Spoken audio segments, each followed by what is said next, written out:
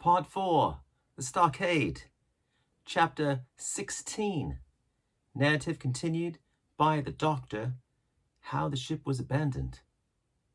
It was about 1:30, 3 bells in the sea phrase, that the 2 boats went ashore from the Hispaniola. The captain, the squire, and I were talking matters over in the cabin. Had there been a breath of wind, we should have fallen on the 6 mutineers who were left aboard with us, slipped our cable, and away to sea. But the wind was wanting, and, to complete our helplessness, down came Hunter with the news that Jim Hawkins had slipped into a boat and was gone ashore with the rest. It never occurred to us to doubt Jim Hawkins, but we were alarmed for his safety. With the men in the temper they were in, it seemed an even chance if we should see the lad again. We ran on deck. The pitch was bubbling in the seams. The nasty stench of the place turned me sick. If ever a man smelled fever and dysentery, it was in that abominable anchorage. 6 scoundrels were still sitting grumbling under a sail in the forecastle. Ashore, we could see the gigs made fast, and a man sitting in each, hard by where the river runs in. One of them was whistling Lullabilero. Waiting was a strain, and it was decided that Hunter and I should go ashore with the jolly boat in quest of information. The gigs had leaned to their right, but Hunter and I pulled straight in the direction of the stockade upon the chart.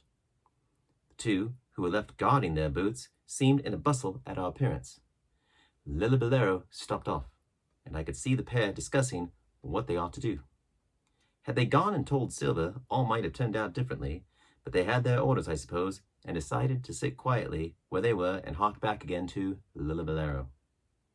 There was a slight bend in the coast, and I steered so as to put it between us. Even before we landed, we had thus lost sight of the gigs. I jumped out and came as near running as I durst, with a big silk handkerchief under my hat for coolness' sake, and a brace of pistols ready primed for safety. I had not gone 100 yards when I came on the stockade. This was how it was. A spring of clear water rose almost at the top of a knoll. Well, on the knoll, and enclosing the spring, they had clapped a stout log house, fit to hold 20 people on a pinch, and loopholed for musketry on every side. All round this they had cleared a wide space, and then the thing was completed by a paling 6 feet high, without door or opening, too strong to pull down without time and labor, and too open to shelter the besiegers. The people in the log house had them in every way. They stood quiet in shelter and shot the others like partridges. All they wanted was a good watch and food, for short of a complete surprise, they might have held the place against a regiment. What particularly took my fancy was the spring.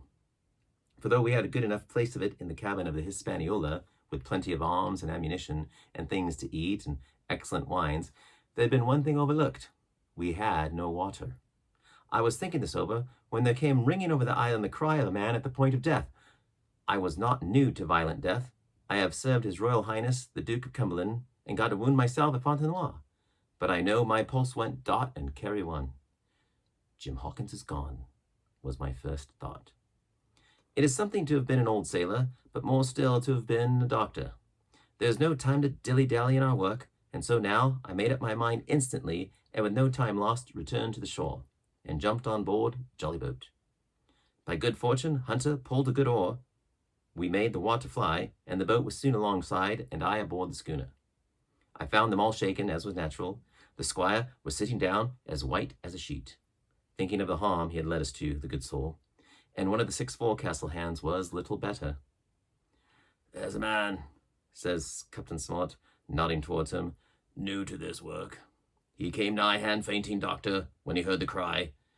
Another touch of the rudder, and that man would join us."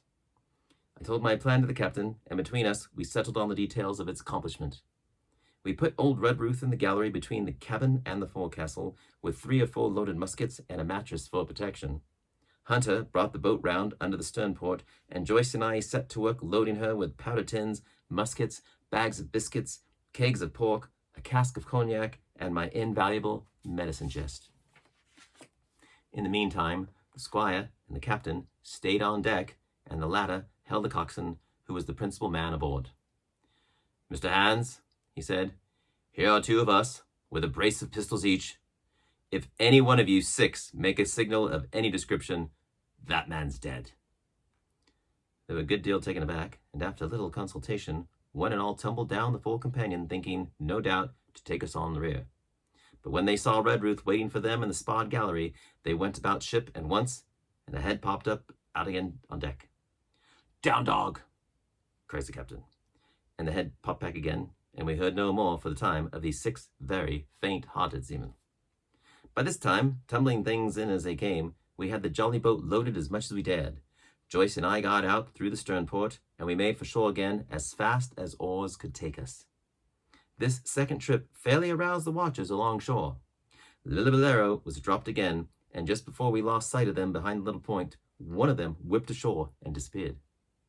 I had half a mind to change my plan and destroy their boats, but I feared that Silver and the others might be close at hand, and all might very well be lost by trying for too much.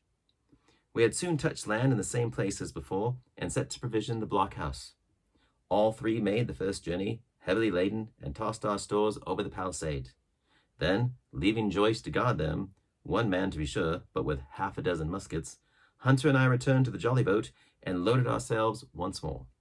So we proceeded, without pausing to take breath, till the whole cargo was bestowed, when the 2 servants took up their position in the blockhouse, and I, with all my power, sculled back to the Hispaniola. That we should have risked a second boatload seems more daring than it really was.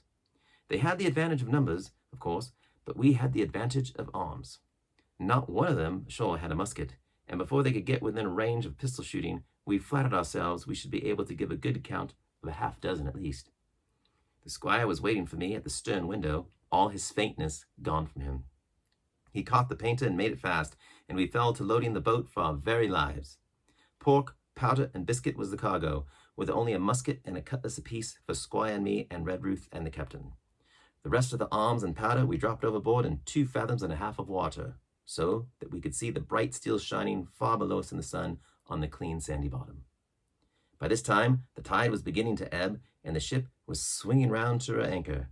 Voices were heard faintly hallooing in the direction of the 2 gigs, and though this reassured us for Joyce and Hunter, who were well to the eastward, it warned our party to be off.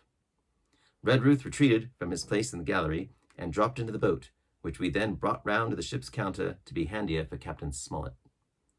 "Now, men," said he, "do you hear me?" There was no answer from the forecastle. "It is you, Abraham Gray. It's to you I'm speaking." Still no reply. "Gray," resumed Mr. Smollett a little louder, "I am leaving this ship. I order you to follow your captain.